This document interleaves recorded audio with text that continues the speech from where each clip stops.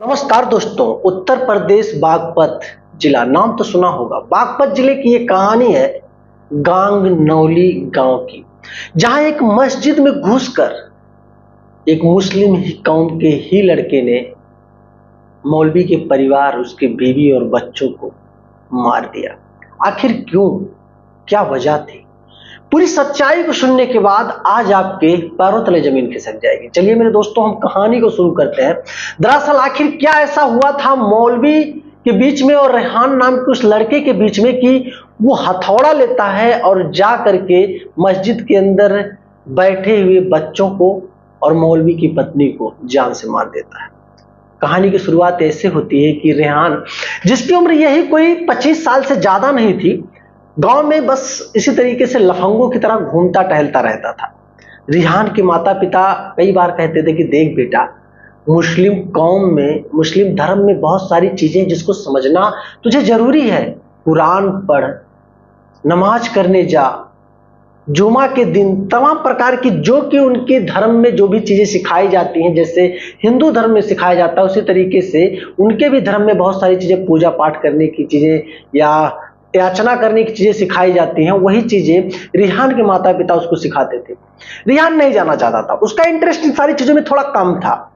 लेकिन एक दिन रेहान की माँ मौलवी साहब से कहती है कि साहब, मौलवी साहब, मेरे बेटे को सुधार दो, ये बिगड़ता हुआ जा रहा है, शादी लायक हो चुका है ये, आखिर कब ये सुधरेगा? रेहान के अब्बू रेहान को एक दिन लेकर पकड़कर हाथ उसको मौलवी के पास मस्जिद के अंदर जाते हैं और कहते हैं मौलवी साहब, इसको कुरान के बारे में पढ़ाओ, नमाज के बारे में बताओ, नहीं तो ये बिगड़ जाएगा। मौलवी साहब ने कहा, रेहान, आज से तुम्हें मैं जैसा कहूंगा तुम्हें वैसा ही करना होगा। जब मैं मस्जिद में बुलाऊंगा तब तुम्हें आना होगा, जब कुरान पढ़ना होगा जैसे समझाऊंगा उसी तरीके से पढ़ना होगा। ज्यादा तुम होशियारी किए, मेरी बात अगर नहीं माने तो मैं तुम्हें दंडित करूंगा। अब रेहान मौलवी साहब की इन बातों से थोड़ा डर तो गया। मौलवी साहब जब उसको टाइम देते कुरान पढ़ने के लिए या नमाज अदा करने के लिए, उस टाइम पर वो जाता। लेकिन काफी दिन गुजर गए, वो कुरान की काफी सारी चीजों को समझ ही नहीं पा रहा था, क्योंकि दिल से वो कुरान समझना ही नहीं चाहता था, उसका मन ही नहीं लग रहा था।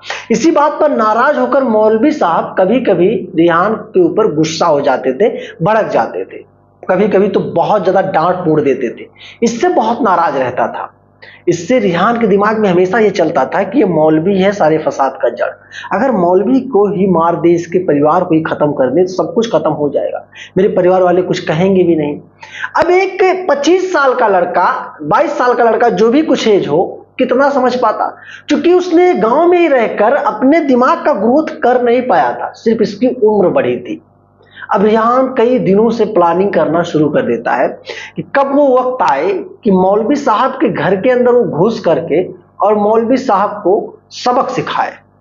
एक दिन तो हद तब हो गया जब रेहान थोड़ा लेट पहुंचता है मौलवी साहब के पास, तो मौलवी साहब उस दिन इसके ऊपर काफी नाराज होते हैं और कह देते हैं कि तुमको अब मैं बहुत अपने तरीके से दंडित करूंगा, तुम बहुत बेकार हो, तुम्हारा मन नहीं लगता है, तुम कैसे मुस्लिम धर्म में हो, तुम्हारा ना कुरान में मन लगता है ना नमाज में मन लगता है, तुम करना क्या चाहते हो, बहुत सारी उल्टी पलटी बातें बोल देते हैं। बस उसी दिन गुस्से में आकर रेहान चला आता है मौलवी साहब के पास से और उसी दिन ये प्लान कर लेता है। तकरीबन रात हो चुकी थी, रात के टाइम में मौलवी साहब के घर के अंदर घुसता है। उस समय मौलवी साहब मस्जिद के अंदर मौजूद नहीं थे, इनके 2 बच्चे और इनकी पत्नी मौजूद थी। उसके बाद मौलवी साहब की पत्नी को और बच्चों को ये हथौड़ों से मार देता है, सर पे वार करता है, कई जगहों पे वार करता है, जिससे कि बच्चे और इनकी पत्नी वहीं पर दम तोड़ देते हैं। उसके बाद रेहान हथौड़ों को लेकर के उस जगह से 9-2-11 फरार हो जाता है, क्योंकि वो समझ चुका था कि उसने बहुत बड़ा कांड कर दिया है, उसके हाथों से वो हो चुका है जो उसे नहीं करना चाहिए था। मौलवी साहब कुछ ही देर में जब मस्जिद के अंदर पहुंचते हैं तो कमरे में देखते हैं कि चारों तरफ तो लहू लुहान है। जब पत्नी बच्चों को देखते हैं तो उनके होश उड़ जाते हैं। मौलवी साहब की चीखें इतनी तेज निकलती हैं कि मस्जिद के अगल बगल जितने भी घर मकान थे, जितने भी लोग थे, सारे लोग इकट्ठा हो जाते कि आखिर क्या हुआ मौलवी साहब को, क्यों मौलवी साहब इतना तेज चिल्ला उठे। अब मौलवी साहब रोते हुए, सीना पीटते हुए बाहर निकलते हैं और कहते हैं हाय अल्लाह ये क्या हो गया मेरे साथ, मैंने किसी का क्या बिगाड़ा था, मेरी पत्नी और बच्चों को भी नहीं छोड़ा। ये कहते हुए रोने लगे। देखते ही देखते भीड़ इतनी ज्यादा मात्रा में जुट गई कि मानो कि अगर कोई बहुत कुछ हो चुका है। किसी ने पुलिस को सूचना दे दी। मौके पर पुलिस का पूरा फोर्स पहुंचता है, एक दो पुलिस वाले नहीं, पूरी फोर्स पहुंच जाती है।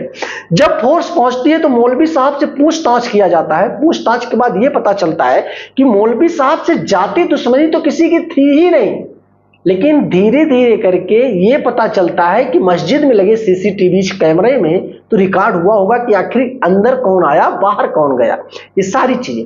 उसके बाद पुलिस ने पूरी टीम के साथ उस सीसीटीवी कैमरे को निचोड़ना और छानना जब शुरू किया तो उन्होंने देखा कि उसमें एक लड़का आता है हाथों में हथौड़ा लिए, जिसकी उम्र यही कोई 24-25 साल है।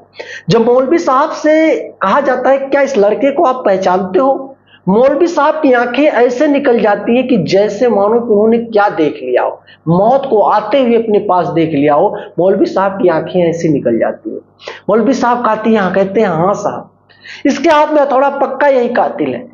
अब मारते समय जाते वक्त सीसीटीवी कैमरे में रिकॉर्ड हुआ फुटेज और मारकर वापस लौटते समय सीसीटीवी कैमरे में रिकॉर्ड हुआ वो फुटेज पुलिस ने कैप्चर करके उसके बाद तुरंत पूरी टीम चारों तरफ फैल गई रिहान को गिरफ्तार करने के लिए।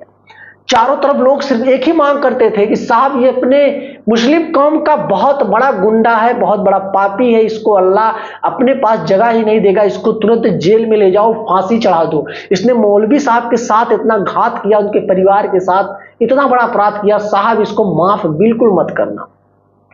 देखते ही देखते आसपास पड़ोस के जितने भी मुस्लिम कौम के लोग थे उन लोग भी इकट्ठा हुए, हिंदू धर्म के लोग भी इकट्ठा हुए, चूंकि घटना ही कुछ ऐसी थी कि जो मौलवी उसको नई दुनिया दिखाना चाहता था, जो मौलवी उसको सामान्य चीज और सब कुछ सिखाना चाहता था, कुछ करना सिखाना चाहता था, उसी मौलवी के परिवार को मार दिया एक लड़के ने।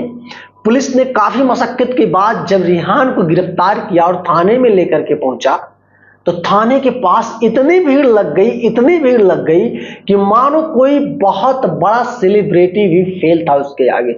चारों तरफ रास्ते जाम, थाने के आसपास पड़ोस में हिंदू धर्म के लोग, मुस्लिम धर्म के लोग इस तरीके से उमड़ पड़े कि ऐसा लग रहा था कि सच में रिहान को लोग अगर पा जाए तो जिंदा ही खा जाएंगे। कुछ ऐसा ही माहौल उस समय था। पुलिस काफी मशक्कत के बाद पुलिस के एफआईआर दर्ज करने के बाद पुलिस किसी तरीके से फोर्स की मदद से दूसरे दिन रिहान को न्यायालय भेजती है। न्यायालय में जब रिहान को भेजा जाता है वहां पर भी इसकी गवाहियां होती हैं और भी लोगों की गवाहियां होती हैं। मौलवी साहब के पास भी न्यूज वाले, पुलिस वाले सब लोग पहुंचते हैं।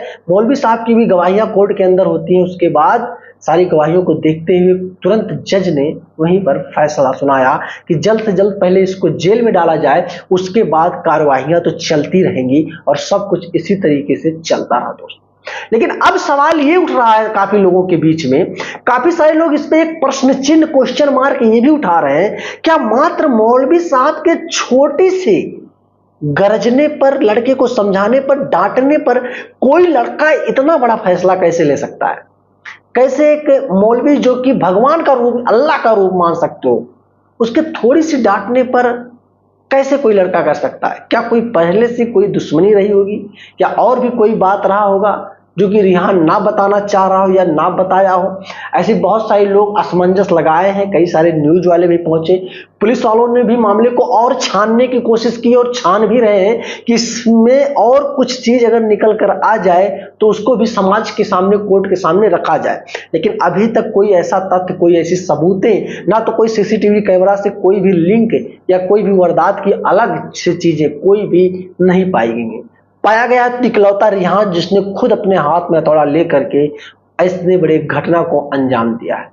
दोस्तों ये कहानी जब अभी हाल ही की है, मात्र 2-3 दिनों की है, और जितने भी लोगों के बीच में जा रही, उत्तर प्रदेश, बिहार, अदर स्टेट में जहां पे भी सारे लोगों के रोंगटे खड़े हो जा रहे हैं कि कैसे कोई इंसान हैवान बन सकता है।